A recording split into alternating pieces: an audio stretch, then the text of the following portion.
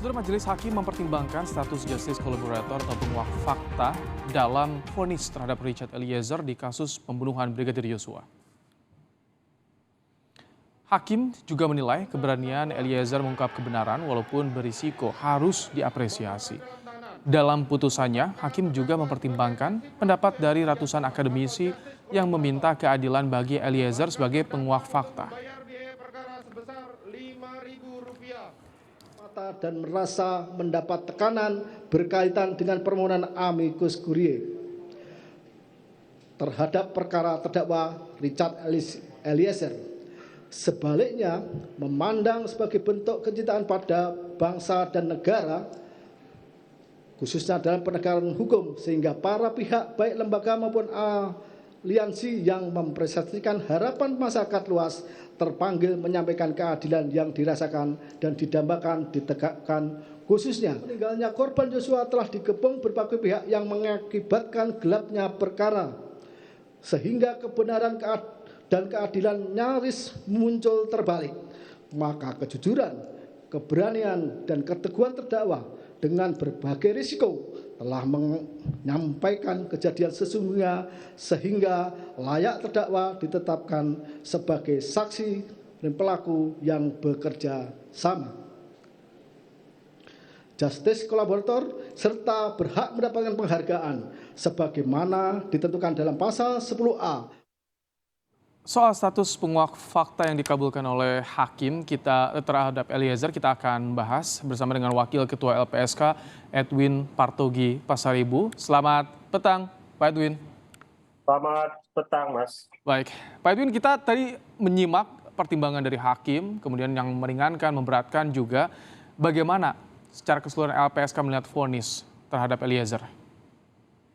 Ya, tentu kami menyambut gembira ya, mengapresiasi setinggi-tingginya kepada Majelis Hakim yang sudah memberikan putusan dengan mempertimbangkan posisi Eliezer sebagai justice collaborator.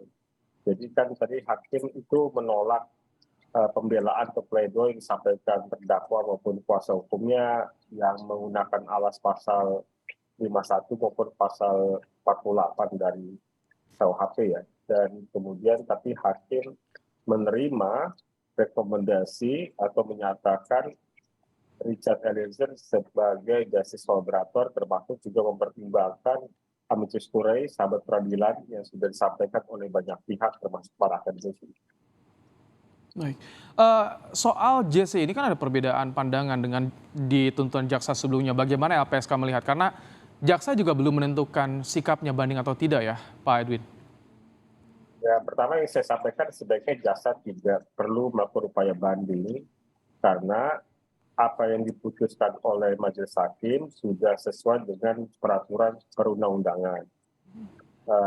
LPSK, kejaksaan, pengadilan, polisian, ya semua kementerian lembaga adalah pelaksana undang-undang. Ya. Dan apa yang menjadi reward atau penghargaan buat justice collaborator juga diatur dalam undang-undang. Sebagaimana sering kami sampaikan, rewardnya adalah dipidana paling ringan di antara terdakwa lainnya. Ya, jadi sudah masuk ke poin itu bahwa pemidanaan atau vonis hakim adalah pidana paling ringan di antara terdakwa lainnya. Jadi sudah terpenuhi apa yang menjadi perintah dari undang-undang buat semua kementerian lembaga dan seluruh Indonesia, bahwa itu yang kemudian sebaiknya kita hormati. Oke. Tadi kita lihat visualnya pasca persidangan LPSK langsung mendekati Eliezer. Jadi saat ini, Pak Edwin, apa upaya dari LPSK untuk melindungi Eliezer setelah mendengarkan vonisnya? Sampai kapan akan dilakukan, Pak Edwin? Ya, kita sudah melewati satu fase 6 bulan pertama, dari sejak bulan Agustus sampai dengan bulan Februari ini. Dan Eliezer akan masuk fase 6 bulan kedua dalam perlindungan LPSK. Sejauh ini belum ada yang berubah dari perlindungan LPSK. LPSK masih berada paling dekat dengan Eliezer di tempat penahanannya. Jadi kami masih memastikan dan menjamin keselamatan, keamanan Richard Eliezer. Sampai masa tahanan habis, atau sampai kapan? Sampai ingkrah atau sampai seperti apa nanti perlindungannya? Kalau perlindungan di LPSK itu tidak linear dengan putusan perkara. Artinya sekalipun perkaranya sudah inkrah, ya, atau sekalipun masa penahanan sudah habis, tetapi apabila kebutuhan akan perlindungannya masih diperlukan, maka tetap bisa diberikan perlindungan. Begitu, Mas. Itu tergantung permohonan dari Eliezer sendiri, dari keluarga sendiri, atau LPSK sendiri bisa menilai ini urgensinya? Ya, pertama tentu karena sifat perlindungan itu sukarela, ya, voluntary, artinya dari pihak yang mau dilindungi itu harus menyatakan kesediaan dalam bentuk surat permohonan. Jadi kalau tadi saya sampaikan sudah masuk 6 bulan pertama sudah selesai di fase itu, ke 6 bulan kedua itu pihak yang membutuhkan atau Eliezer harus mengajukan permohonan perlindungan lagi, perpanjangan perlindungan. Nah, itu yang kemudian disetujui oleh LPSK untuk dilakukan perlindungan kembali. Gitu. Nah, di sisi lain, selain ada kemauan atau kehendak dari pihak yang ingin dilindungi, di sisi lain LPSK juga punya mekanisme monitoring untuk melakukan penilaian apakah perlindungan itu masih dibutuhkan atau tidak. Jadi kan, Mas? Oh, baik.